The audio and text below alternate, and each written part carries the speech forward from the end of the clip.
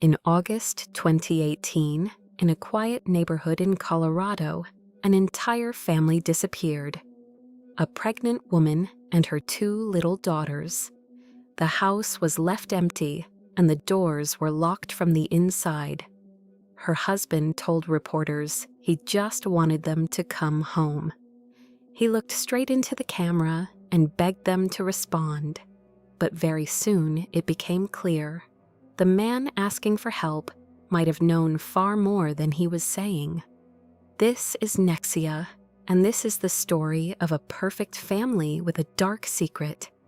It was an ordinary house in a quiet Colorado suburb, a bright 2-story home with large windows, a neat lawn, and children's bicycles near the entrance. Houses like this stood all along the street. Identical fences, identical mailboxes, identical cars in the garages.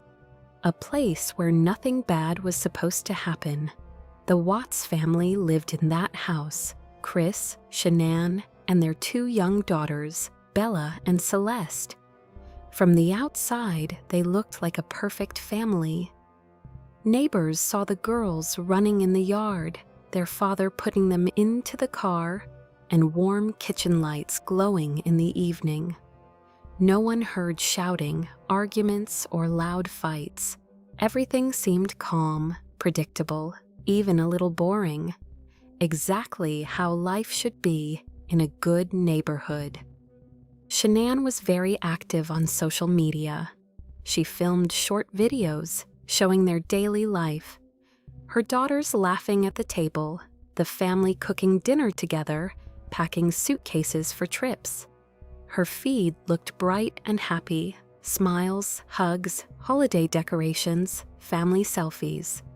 To many people, she seemed like the example of a woman who had built a perfect life. Chris rarely spoke in those videos. He usually stood a little to the side, smiling, nodding, sometimes joking with the girls. People described him as quiet, reserved, and hardworking. He worked at an oil site, leaving early in the morning and returning in the evening. Neighbors said he always said hello, but never stayed for long conversations. From the outside, their life looked carefully planned. Bright holidays, family trips, morning hugs, jokes at the kitchen table. People wrote in the comments that they dreamed of a family like that it was the definition of real happiness. But behind the scenes, things were not so perfect. They had financial problems, debts, constant stress from work and bills. Shanann tried to keep everything under control. She planned the budget, tracked expenses, and worked from home to stay close to the kids. She was used to fighting for stability. Chris, on the other hand, kept everything inside. He rarely talked about his feelings. He avoided conflict, nodded, agreed, and postponed difficult conversations. On the outside, he seemed calm, but inside, the pressure kept building and almost no one noticed. And while their life looked like a fairy tale online, in reality, a crack was slowly forming between them. In August 2018, Shanann was pregnant with their 3rd child. They already knew it would be a boy, and they had even chosen a name, Nico. On social media, she shared the news, showed the positive test, and recorded her husband's reaction. Chris looked surprised, but he smiled and hugged her. It seemed like a new chapter of family life was ahead of them. But on the morning of August 13th, that picture shattered. A friend of Shanann drove to the house to pick her up for a meeting. They had arranged it the day before, and Shanann was never late. She always answered calls and messages. She was very organized, but this time the door stayed closed. Her phone was silent. No one answered the knocking. Shanann's car was still in the garage, which meant she hadn't gone anywhere.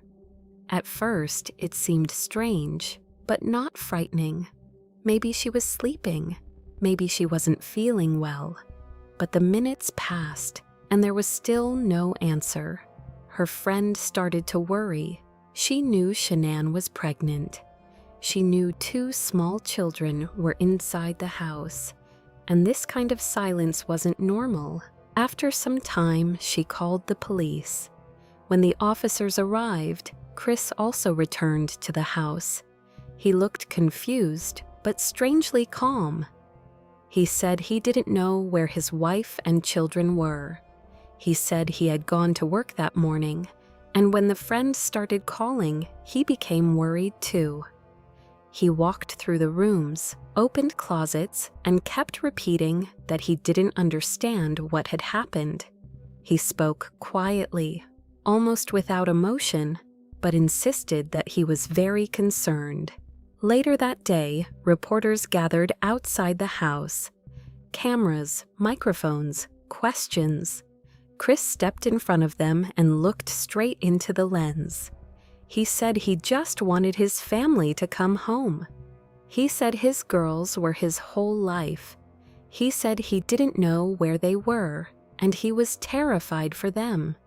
He spoke quietly, without tears, without shouting, but he looked lost, and many people believed him. But while he stood in front of the cameras, detectives were already reviewing surveillance footage.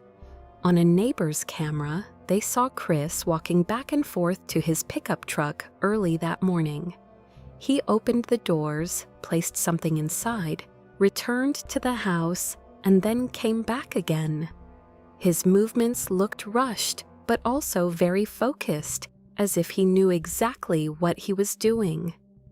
Detectives noticed that he wasn't behaving like a normal person before work. Something in that scene felt wrong. When an officer asked Chris to watch the footage with him, he started to get nervous. He shifted his weight, touched his face, spoke in short, broken sentences.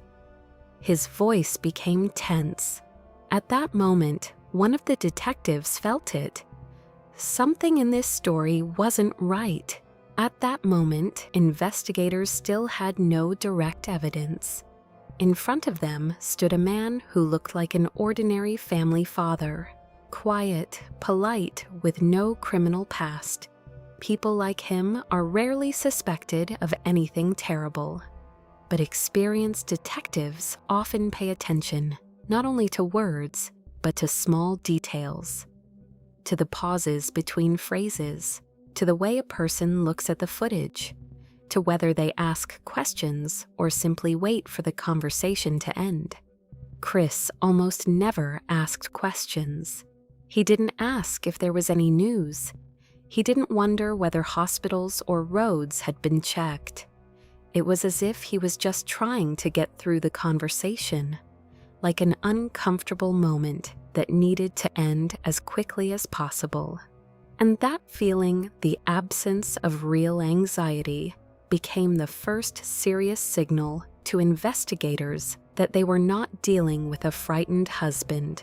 Soon, a few more details came to light. Shanann's phone was still in the house. Her purse, keys, and medication were there too. There were no signs that she had left voluntarily. Meanwhile, investigators learned that in recent weeks, Chris had been acting differently. He spent a lot of time away from home, worked out more, lost weight, and changed his style. And most importantly, he was having an affair with a coworker. That fact changed everything. When Chris was brought in for questioning, he still insisted he didn't know where his family was. But with every passing hour, the pressure grew. He was asked to take a polygraph test. He agreed. The results showed he was lying. After that, the tone in the interrogation room changed. Detectives no longer treated him like a worried husband. They spoke to him as a suspect. At first, Chris claimed that Shanann had harmed the children, and that in a state of shock, he did something irreversible to her. He tried to shift the blame onto his wife. But that version quickly fell apart.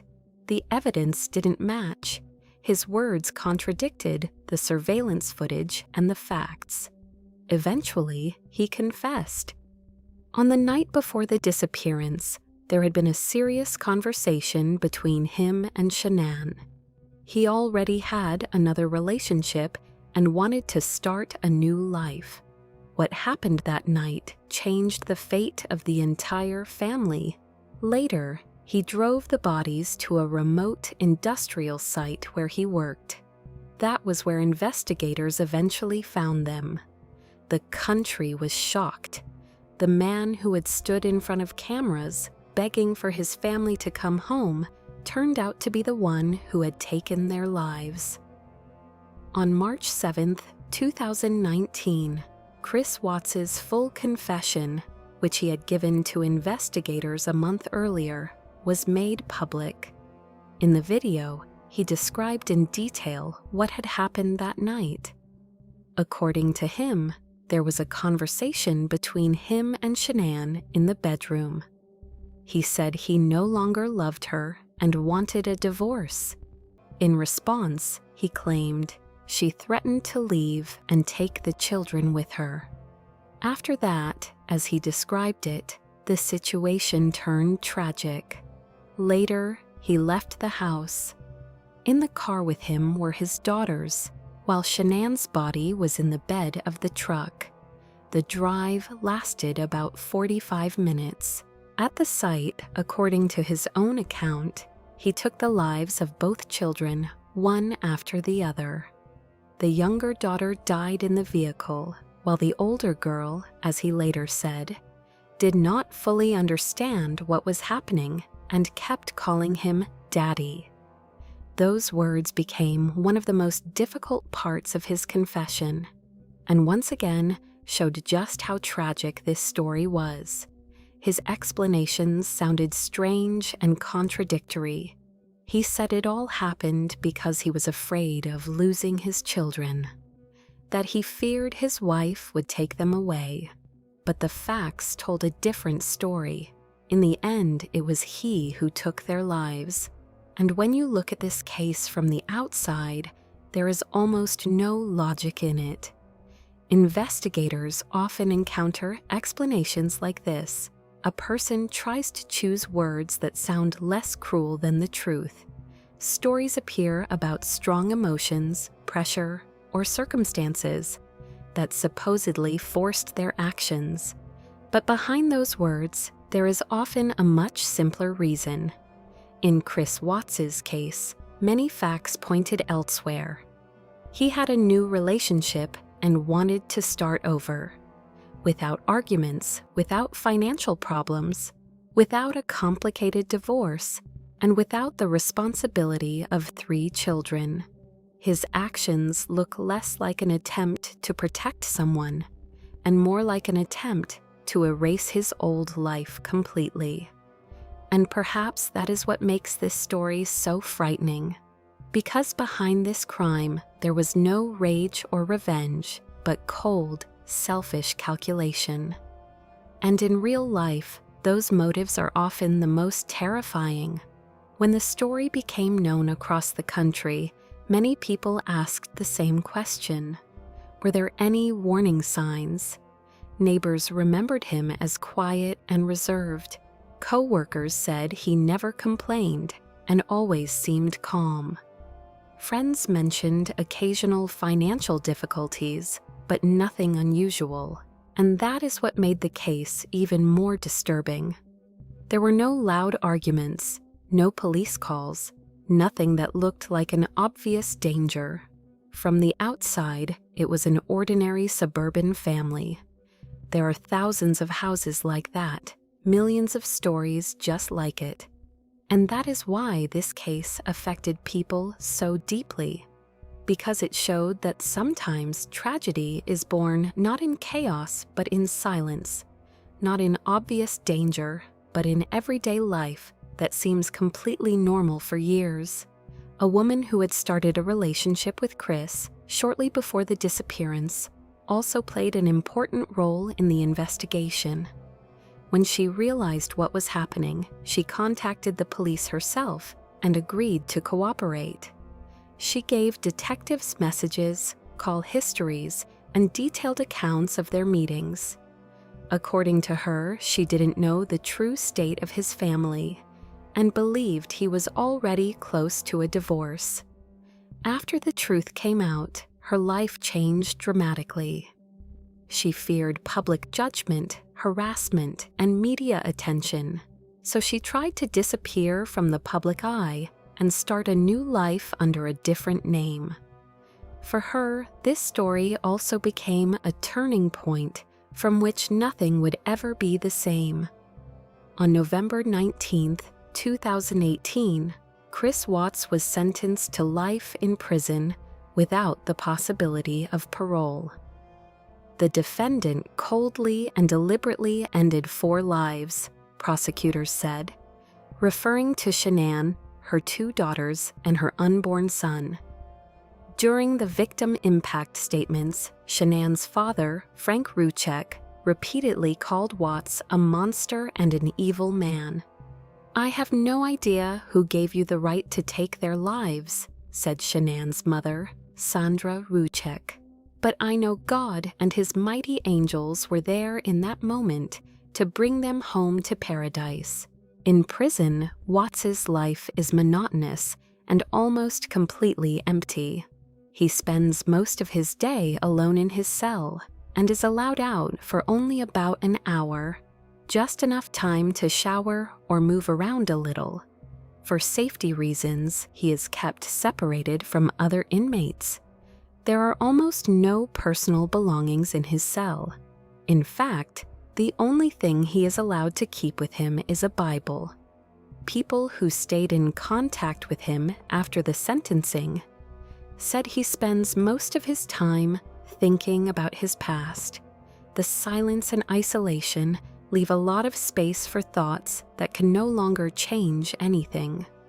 They say he regrets what happened and has often said he wishes he could go back and do things differently.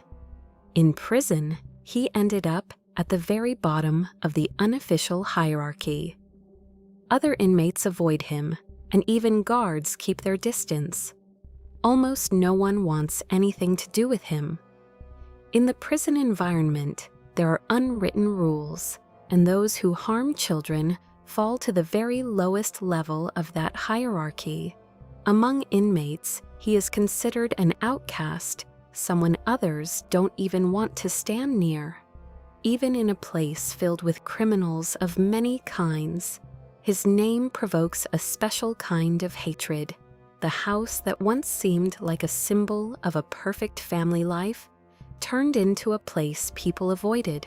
The windows were dark, the yard empty, the doors closed.